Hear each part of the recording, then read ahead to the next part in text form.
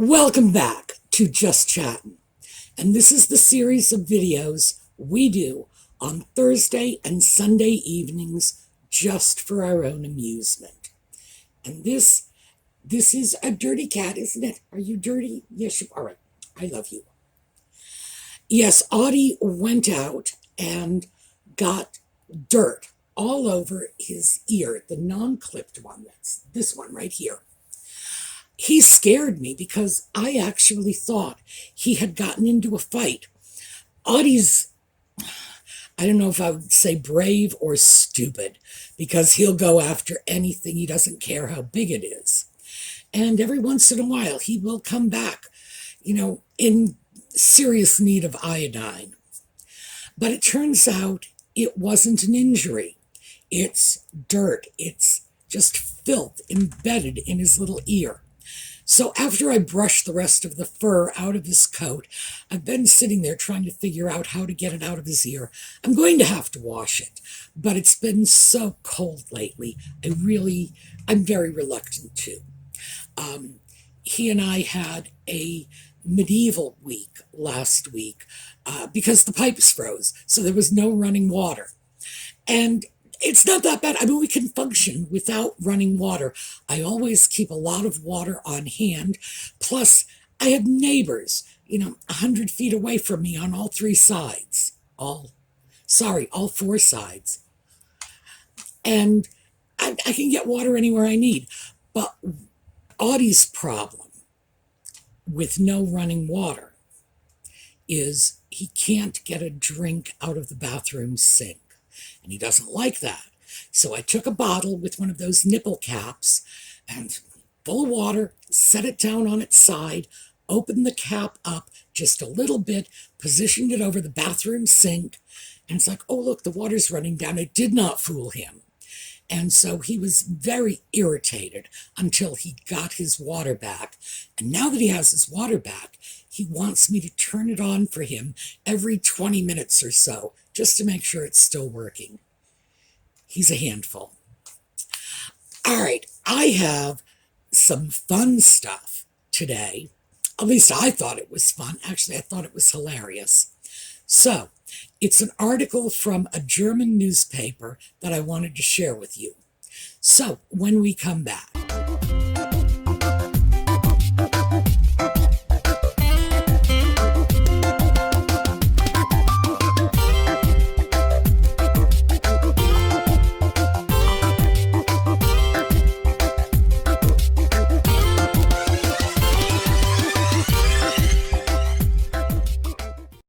Before we get into the German article, which was really a lot of fun, I thought I would mention a couple of others, just to give you a sense of how widespread this is.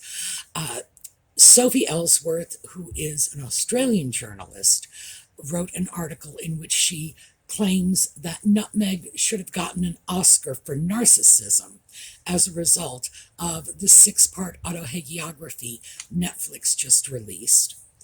And Jack Royston of Newsweek, and if you've followed anything he's written, then you know his articles some of them have gone beyond fawning. They've just been absurdly favorable.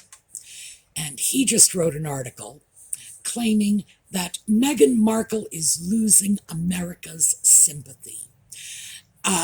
He's apparently turned around and gone in another direction, leading me to believe that he has his finger on the pulse of America. What's happening is Nutmeg and Ginger are just singing the same tired song until people are getting sick to death of it. It's very hard to listen to two of the most privileged people on the planet constantly bemoaning their sad, sad fate and expecting all of the rest of us to sympathize with them as they spin out their tale of woe, which, by the way, contradicts the last tale of woe they spun out, and certainly will be contradicted by the next tale of woe they spin out. It's getting old, and people are getting sick of it. And that is a sort of mainstream opinion that's out there. There are plenty of people who, as we know from the video last week, are taking nutmeg and ginger and their ignorant political meddlings in another direction, and frankly labeling them as very dangerous on the global stage. And I didn't mention this last time, I should have. The royal grift has been saying that forever. She started her first channel, Keep NYC Megatrash Free, because she had concerns about nutmeg and ginger getting involved in New York politics. And she doesn't want them in her backyard. And I do not blame her. I do not want them in my backyard. So a lot of people have been taking this much more seriously. That's always going to be the way it is. There are some people who are going to look at this as a very serious threat. Others are probably just going to say, oh, I'm tired of them. Why can't they just shut up and go away? And that seems to be the theme that is emerging now. People are tired of these two saying, we weren't allowed to speak our truth. And the truth they are speaking is the same truth they've been speaking for the last 2 years. It's the same old story. And yeah, it's just self-serving and self-pitying. People get sick of that. People would probably get sick of that if the story was coming from someone a lot less privileged. But the fact that it's coming from people who are being paid, what, $100 million to spin this tale? Yeah, it's getting tiring. So I wanted to throw that out just for some context, that the article we are going to take a look at from the German newspaper, and that's Deutsche Welle. That means German wave, by the way. I had to look that up. I do not speak German unless it comes to doll clothes. I have a fabulous German vocabulary when it comes to doll clothes. Otherwise, nope, nothing. So, let's take a quick look at this article. I hope you find it as amusing as I did, because it was certainly not intended to be taken seriously. This was published in Deutsche Welle, written by Christine Lehnen, originally in German. This is the English translation. Harry and Meghan, what does the future hold? First, they were working royals, and now they've become Netflix stars. What could be next for the Duke and Duchess of Sussex? Many people would like to be rich and famous, but what about those who already are? They'd probably very much like to stay that way. 5 not entirely serious suggestions for the Duke and Duchess of Sussex, whose Netflix documentary, Harry and Meghan, made a splash earlier this month. Number 1, become a Disney prince and princess. After deciding they'd rather not be senior royals, there's always the option of trying for a second run at the Hollywood Dream Factory. The Walt Disney Company loves to make movies about princes and princesses, and after all, acting is Meghan's profession. A romantic love story about a prince who leaves his family for a woman of the people, or a remake of Beauty and the Beast. The possibilities are endless. But can Meghan and Harry sing? Nearly every good Disney film includes a whole range of pop ballads, many of which become famous in their own right. The song Let It Go from the 2014 film Frozen, for example, turned out to be an instant hit. This might also be good advice for the famous couple and secure them a place in the charts. Number 2, climb the Billboard charts. Speaking of singing, how about a career in music? As the legendary Swedish pop band ABBA showed, songs about queens and kings are very popular. ABBA's Dancing Queen has long been a classic. The rock band Queen also landed a cult hit with the song Killer Queen, and pop singer Lorde made it into the charts with a single called Royals. If Harry and Meghan also have a talent for dancing, they could take part in a season of Dancing with the Stars or Strictly Come Dancing, either in the US or the UK. They could then go on tour and appear on various dance shows in the Commonwealth and around the world. A whole new kind of royal tour. Number 3, appear on quiz shows. Popular among celebrities around the world, mostly from the B tier of fame, are appearances on quiz shows. While their children are doing their homework, the Duke and Duchess of Sussex could study the Encyclopedia Britannica or play some rounds of Trivial Pursuit to expand their horizons and prepare for merciless television quiz games such as Jeopardy! It's a given that appearances on television help to secure attention and maintain brand value. And who knows, a successful appearance on Who Wants to Be a Millionaire could even bring in some money. Unfortunately, however, even $1 million wouldn't cover much of the couple's expenses. Forbes magazine, citing security experts, claims personal security for their family alone could cost Harry and Meghan $2 to $3 million a year. That's 1.9 to 2.8 million euros. The couple has declined to comment on the sum. Number 4, consider a breakthrough on reality TV. Many famous families have opened the doors of their homes, mansions, and convertibles to camera crews from private broadcasters. Harry and Meghan could do the same. As the success of their documentary, Harry and Meghan, and the Netflix series The Crown about the British royal family shows, worldwide interest in European royalty remains high. Meghan could contribute the required acting skills, and Harry is used to being in the public eye, having been so his entire life. However, the sustained media and public attention has had tragic consequences for the royal family in the past.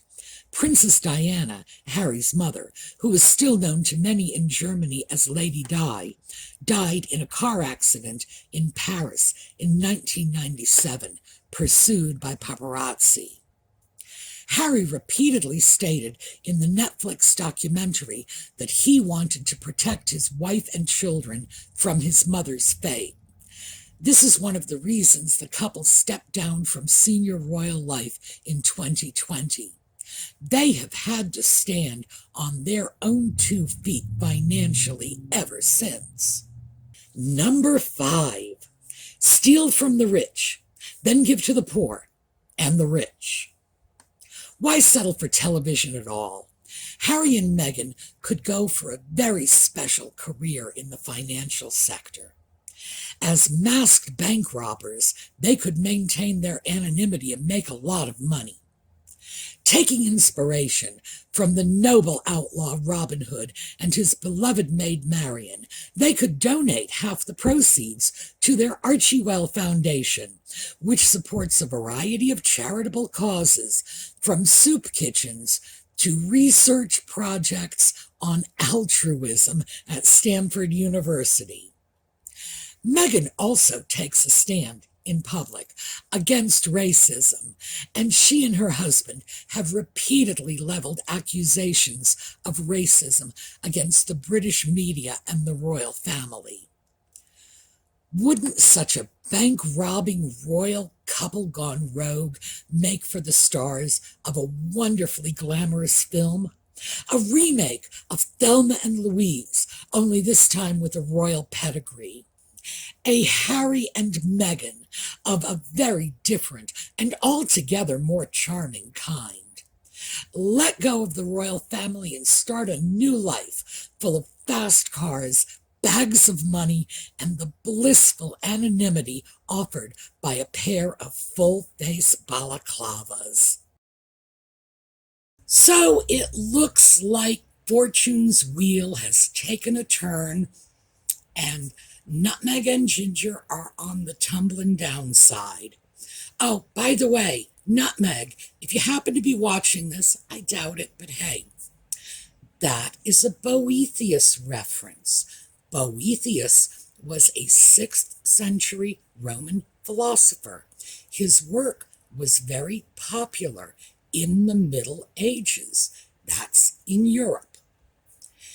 And if you Google him, Boethius, you might get some quotes that you could sprinkle into your word salad. And people might think you've actually read a book that doesn't have pictures in it. Give it a try. I find it very heartening that people are minimally getting sick of these two. That is the first step to marginalizing and sidelining them. There are so many very good reasons to want to shunt these two out of the limelight. We could start with the fact that they are not doing any good for anybody but themselves. Actually, I shouldn't say that. They may be doing a little bit of good. I can't actually say that no good is being done by dropping off a box of vegetables at a school or a tray of sandwiches to volunteer workers, or what was it, $25 Starbucks cards. Wow, big spenders. A little tiny bit of good is being done. But the lion's share of the good they are doing is strictly for themselves. That, in my opinion, is reason enough to sideline them, to move them out of the limelight. The fact that they are tossing around allegations of racism and misogyny at everyone and anyone, including their own families, that's so troubling. Calling someone a racist or a misogynist or any of the isms, throwing them out at somebody, is not something you should do casually, because allegations like this, these canceling allegations, are very damning, and all they do is serve to marginalize whatever that person has to say. Hence, canceling. It's a logical fallacy. It's called an ad hominem attack. It's a logical fallacy. You don't attack what someone is saying. You attack them instead. It's a problem. So, what we need to do is support the efforts to shunt them aside and just encourage it to continue. I think this is a very good sign. And keep in mind, Nutmeg and Ginger are not clever enough to understand what's going on. And even if they did, I think they are both far too driven to grab the limelight to stop. What's happening is the population is oversaturated with them and their nonsense. And people are now hitting a point where they're saying, okay, enough already, shut up and go home. They're not going to shut up and go home. That's not going to happen. If anything happens, that's like last in line. What is likely to happen, of course, is they are likely to continue just as they have been, because the best indication of future trends is past performance. If this is what they've always done, it's a very good indicator that this is what they're going to continue to do. They will probably continue to throw this crap at us a little more. Of course, we have Harry's book coming out, and Lord knows I've never seen anyone in my life quite so self-pitying as he is. So we're going to have even more of this dumped down our throats in a couple of weeks. It is very likely that they will push too far. They will overload us, and they will get shunted aside. As far as I'm concerned, what a nice way to start 2023.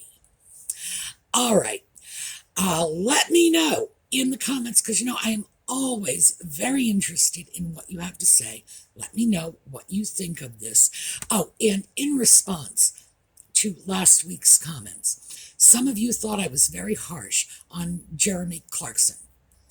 And after having considered a lot of what the comments were saying about how he was responding to Nutmeg's disrespect of the Queen, I've decided I'm going to give him a pass for it. I thought it was over the top. I thought it was inappropriate. But I agree he has the right to his opinion, and I'm also perfectly willing to walk away from something that is said by someone who just watched their not even cold in her grave queen get insulted by a tawdry little piece of baggage like Nutmeg. Yeah, I'd be angry too. So, Jeremy Clarkson gets a pass. I hope he doesn't do it again, but gets a pass. So yes, I do listen to your comments, and I do give them serious thought and consideration. And there's more than one time when your comments have changed my mind on a position. All right, let's take a look at a slideshow on the way out. I imagine this video is a little shorter than usual. It's a holiday weekend starting up. Enjoy.